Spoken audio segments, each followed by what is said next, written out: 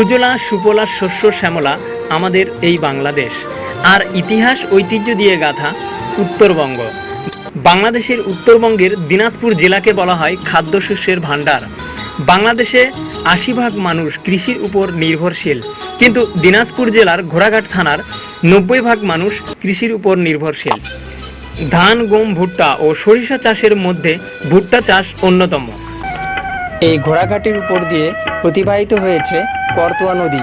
এই করতোয়া নদীর পাশে একটি ঘাট ছিল। তৎকালীন রাজার ঘোড়াগুলোকে এই ঘাটে পানি খাওয়ানো হতো। এই জন্য এই ঘাট এবং ঘোড়ার নাম অনুযায়ী নামকরণ করা হয়েছে ঘোড়াঘাট। অপরূপা আমাদের এই ঘোড়াঘাট। ঘোড়াঘাটে স্থায়িত আছেন ৫ জন পীর। এই ৫ জনের পীরের মাজারের জন্য ঘোড়াঘাটকে বিখ্যাত বলে বলা হয়।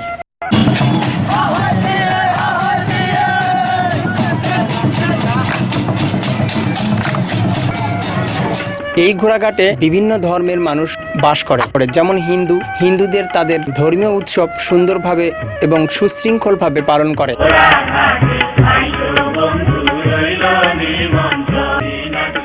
আর মুসলমানেরা এই ঘোড়াঘাটে সুন্দর সুন্দর মসজিদ এবং এই মসজিদে ৫ ওয়াক্ত নামাজ সহ ঈদের নামাজ পড়ে। আলহামদুলিল্লাহিল্লাযী কাফা ওয়া সালামুন আলা ইবাদিহিল্লাযীনা ইসতাফা। এবং এই ঘোড়াঘাটের শীতের মৌসুমে আল কোরআনের তাফসিরুল মাহফিল অনুষ্ঠিত হয়। হাজার হাজার মুসলমান নারী এবং পুরুষ একত্রিত হয়ে কোরআনের মাহফিল শুনে।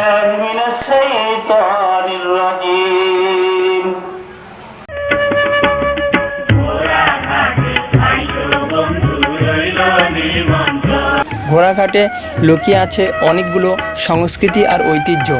এই ঐতিহ্যের মধ্যে একটা বিশেষ আকর্ষণ, সেটা হলো সুজা মসজিদ।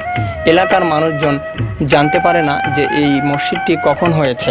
এই বিশেষ আকর্ষণীয় মসজিদটি সুন্দর ডিজাইন এবং পাথরের উপর ডিজাইন করা হয়েছে। এই মসজিদকে পরিদর্শন করার জন্য পর্যটকরা আসে ভিড় জমায়। ঘোড়াঘাটের সুজা মসজিদ আজও আছে ভাই।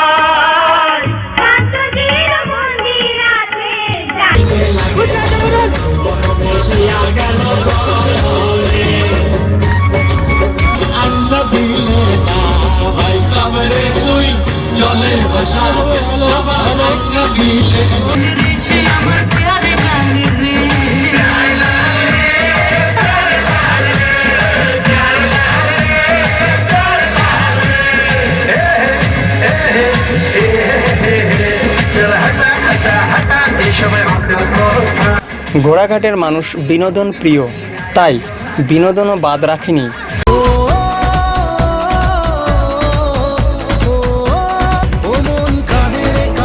কারণ এই ঘোড়াঘাটের সর্বপ্রথম স্টেজ নাচ শুরু হয়।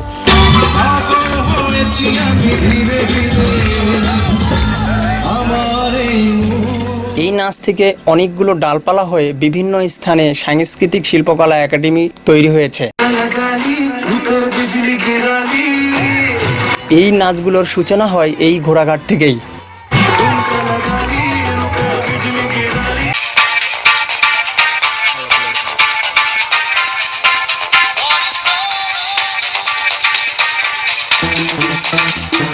তাহলে 200 টাকা ভাগ করলে কত হচ্ছে? আরও বিশেষ আকর্ষণ, এই ঘোড়াঘাটে এমন কিছু নাটক হয় টিভি চ্যানেলের, যে নাটকগুলো জেলা পর্যায়ে এই নাটকগুলো হওয়া সম্ভব হয় না। তাই এই সবগুলোই মিলে ঘোড়াঘাট আমাদের অপরূপ এবং বিউটিফুল। কেউ কিছু বলবে না। আমি তো তোমার বড় ভাই, এলাকার বড় ভাই। বুঝতে হবে তোমাকে। बातों को तेरी हम भुला ना सके, होके जुदा हम ना जुदा हो सके।